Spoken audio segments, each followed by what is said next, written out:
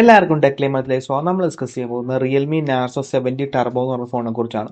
ഇന്നാണ് ഈ smart phone launch ആയത്. ഇത് അണ്ടർ 20K ഗെയിമിംഗ് ഫോണാണ്. റിയൽമിയുടെ നാർസോ സീരീസിൽ വരുന്നൊരു ഫോണാണ്.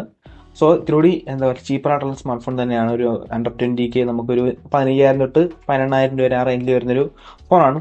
ഒറിജിനൽ പ്രൈസ് ആണ് ഞാൻ പറയുന്നത്. ഒറിജിനൽ പ്രൈസ് എന്ന് പറഞ്ഞാൽ ഒരു 16,000 തൊട്ട് 22,000 ആ റേഞ്ചാണ് വരുന്നത്.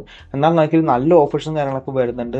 ഇൻസ്റ്റന്റ് കൂപ്പൺ 2,000 രൂപയുടെ ഇൻസ്റ്റന്റ് കൂപ്പൺ വരുന്നുണ്ട്. അതുകൊണ്ട് തന്നെ സ്റ്റാർട്ടിംഗ് പ്രൈസ് 15,000 രൂപയ്ക്ക് നിങ്ങൾക്ക് സ്മാർട്ട് ഫോൺ കിട്ടും.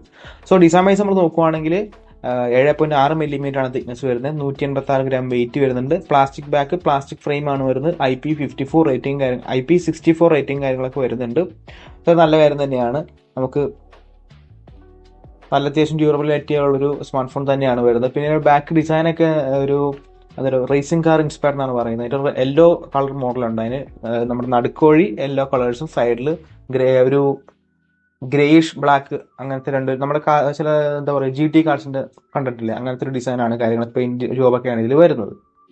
നെക്സ്റ്റ് നമ്മൾ ഡിസ്പ്ലേ നമ്മൾ നോക്കുവാണെങ്കിൽ 6.67 ഇഞ്ചിന്റെ ഒരു full HD plus flat 120 Hz AMOLED പാനലാണ് ഇതിൽ വരുന്നത്. പിന്നെ നമുക്കിവിടെ 2160 ഹെർട്സിന്റെ PWM ഡിമ്മിങ്ങും കാര്യങ്ങളൊക്കെ വരുന്നുണ്ട്. 2000 നിറ്റ്സ് ആണ് പീക്ക് ബ്രൈറ്റ്നസ് വരിക. HDR10+ സപ്പോർട്ട് ചെയ്യുന്നുണ്ട്. പക്ഷെ നെറ്റ്ഫ്ലിക്സിന് ആമസോണിലും വന്നിട്ടില്ല. അത് ചിലപ്പോൾ ഫ്യൂച്ചറിൽ വരാൻ ചാൻസ് ഉണ്ട്. പിന്നെ ഡ്രാഗൺ ഡ്രൈവ് ഗ്ലാസ് ആണ് വരുന്നത്. പ്രൈസിനനുസരിച്ച് നല്ലൊരു ഡിസ്പ്ലേ തന്നെയാണ് കൊടുത്തേക്കുന്നത്. നെക്സ്റ്റ് ഓഡിയോയുടെ കാര്യം പറയുകയാണെങ്കിൽ എല്ലാ ഫീച്ചേഴ്സും കാര്യങ്ങളൊക്കെ വരുന്നുണ്ട്. ഡുവൽ സ്റ്റീരിയോ സ്പീക്കേഴ്സ് വരുന്നുണ്ട്. 3.5 mm ജാക്ക് വരുന്നുണ്ട്. ഹൈ റെസൊല്യൂഷനും ഓഡിയോയും വരുന്നുണ്ട്. മൾട്ടിമീഡിയ എക്സ്പീരിയൻസ് ഈ സ്മാർട്ട് ഫോൺ അടിപൊളിയായിരിക്കും. പിന്നെ ഫ്രണ്ടിലും അധികം ബെസൽസ് ഒക്കെ വളരെ കുറവാണ്. സ്ലിം ബെസൽസ് ഒക്കെയാണ് വരുന്നത്. നെക്സ്റ്റ് പെർഫോമൻസ് നമ്മൾ നോക്കുവാണെങ്കിൽ നമുക്കിവിടെ കിട്ടുന്നത് MediaTek Dimensity 7300 എനർജി എന്ന് പറഞ്ഞ ചിപ്സെറ്റ് ആണ്.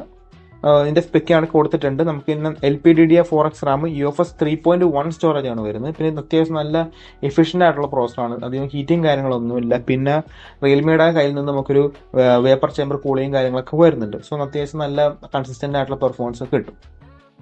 പിന്നെ നമുക്കിവിടെ ഹൈബ്രിഡ് കാർഡ് സ്ലോട്ട് സപ്പോർട്ട് ചെയ്യുന്നുണ്ട്. ഒരു സിം അല്ലെങ്കിൽ SD കാർഡ് നമുക്ക് ഇടാൻ പറ്റും എന്തായാലും.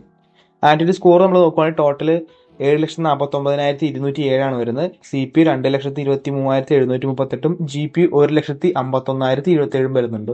അത്യാവശ്യം നല്ലൊരു പെർഫോം ചെയ്യുന്ന പ്രോസസർ തന്നെയാണ്. എസ്പെഷ്യലി നിങ്ങൾക്ക് ഇത് 15,000 കിട്ടുവാണെങ്കിൽ അടിപൊളി ഫോൺ ആയിരിക്കും നിങ്ങൾക്ക്. പിന്നെ 90 FPS ഗെയിമിംഗ് സപ്പോർട്ട് എന്നൊക്കെ പറഞ്ഞിട്ടുണ്ട്. എന്നാലും 90 FPS എന്തായാലും നിങ്ങൾക്ക് ഒറിജിനൽ റിയൽ ഗെയിമിംഗിൽ എന്തായാലും കിട്ടാൻ സാധ്യത വളരെ കുറവാണ്. ഒരു 70 ഒക്കെ കിട്ടത്തുള്ളൂ. അത്രയൊക്കെ പ്രതീക്ഷിച്ചാൽ മതി. 90 FPS ഓപ്ഷൻ എനേബിൾ ചെയ്യുന്നേ ഉള്ളൂ. അല്ലാണ്ട് നമുക്ക് കൺസിസ്റ്റന്റ് ആയിട്ട് കിട്ടും നിങ്ങൾ പ്രതീക്ഷിക്കേണ്ട. കാരണം ചിപ്സെറ്റ് അത്രയ്ക്ക് പവർഫുൾ ഉള്ളൊരു ചിപ്സെറ്റ് അല്ല. ശരിക്കും പറഞ്ഞാൽ 90 FPS കൺസിസ്റ്റന്റ് ആയിട്ട് കിട്ടാനുള്ള ചിപ്സെറ്റ് അല്ല അത് ശരിക്കും. നമ്മൾ OSന്റെ നമ്മൾ പറയുകയാണെങ്കിൽ റിയൽമി UI 5.0 ആണ്. Android 14 out of the box ആണ് വരുന്നത്. 2 വർഷത്തെ ആൻഡ്രോയിഡ് അപ്ഡേറ്റ്, 3 വർഷത്തെ സെക്യൂരിറ്റി അപ്ഡേറ്റ് ആണ് വരുന്നത്. പിന്നെ നമുക്ക് ഇവിടെ കിട്ടുന്നത് പറഞ്ഞാൽ ഇഷ്ടം പോലെ ബോർഡേഴ്സ് ഉണ്ട് കേട്ടോ. നിങ്ങൾ ഫോൺ ആദ്യമായിട്ട് സെറ്റപ്പ് ചെയ്യാൻ നേരത്ത് എല്ലാത്തിലും എഗ്രി ടിക്കറ്റ് പോകരുത്. ഒന്ന് വായിച്ച് നോക്കിയിട്ട് വേണം ടിക്ക് ചെയ്യാനായിട്ട്. കാരണം ഹോട്ട് ഗെയിംസ്, ഹോട്ട് ആപ്സ് ഒക്കെ കുറേ ഇത് എന്താ പറയുക, ആപ്സും കാര്യങ്ങളൊക്കെ വരുന്നുണ്ട്. എല്ലാം അൺഇൻസ്റ്റാൾ ചെയ്ത് കളയുക. കുറേ ആപ്ലിക്കേഷനും ഒക്കെ വരുന്നുണ്ട്. അൺഇൻസ്റ്റാൾ ചെയ്ത് കളയുക. എന്നാണ് ക്ലീൻ നമുക്കൊരു UI കിട്ടത്തുള്ളൂ. പിന്നെ നെക്സ്റ്റ് നമ്മൾ ക്യാമറ നമ്മൾ നോക്കുവാണെങ്കിൽ നമുക്ക് ബാക്കിൽ ഡുവൽ ക്യാമറ സെറ്റപ്പ് ആണ് വരുന്നത്. ഒരു 50 MP f1.8 ആപ്സ് വരുന്ന പ്രൈമറി സെൻസറാണ്. OIS കാര്യങ്ങളൊന്നും വരുന്നില്ല. 4K 30 FPS റെക്കോർഡ് ചെയ്യാൻ പറ്റും. പിന്നെ 2 MP മാക്രോ സെൻസറാണ്. നമുക്ക് അറിയാലോ ഈ ഗുണങ്ങളും കാര്യങ്ങളൊന്നും ഇല്ല. പിന്നെ നമുക്ക് 16 MP സെൽഫി ക്യാമറയാണ്. 1080p 30 FPS ആണ്. ക്യാമറ പെർഫോമൻസ് എങ്ങനെയെന്ന് വെച്ചാൽ ഇച്ചിരി സാച്ചുറേറ്റഡ് ആയിട്ടുള്ള ഫോട്ടോസ് ആണ് വരുന്നത്.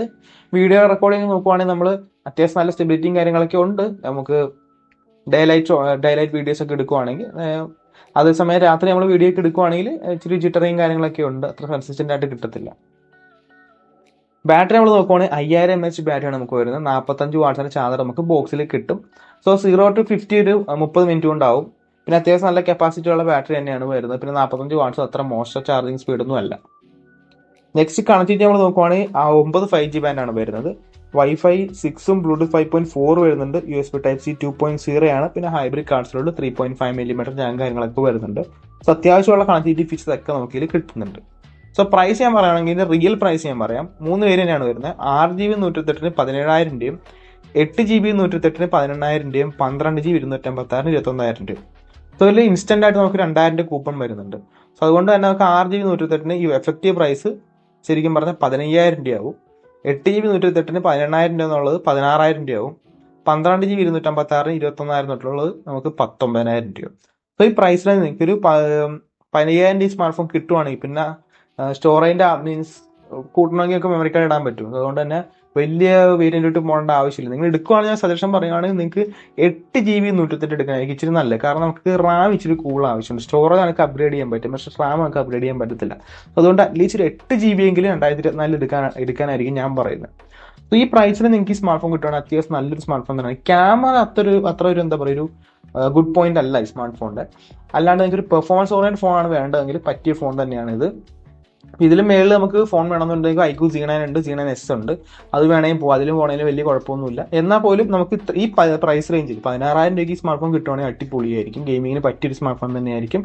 സോ നിങ്ങളുടെ സജഷൻസ് ഞങ്ങൾ താഴെ കമന്റ് ചെയ്യുക. നിങ്ങൾ ഈ സ്മാർട്ട് ഫോണിന് വേണ്ടി വെയിറ്റ് ചെയ്യാറുണ്ടോ എന്നൊക്കെ താഴെ കമന്റ് ചെയ്യുക. സോ ഗൈസ്, അപ്പോൾ ഇന്നത്തെ വീഡിയോ ഇത്രയുള്ളൂ. ഇന്നത്തെ വീഡിയോ ഇഷ്ടപ്പെട്ടാൽ ലൈക്ക് ചെയ്യുക, സബ്സ്ക്രൈബ് ചെയ്യുക, hit the bell icon feature നോക്കി നെക്സ്റ്റ് വീഡിയോ കാണാം.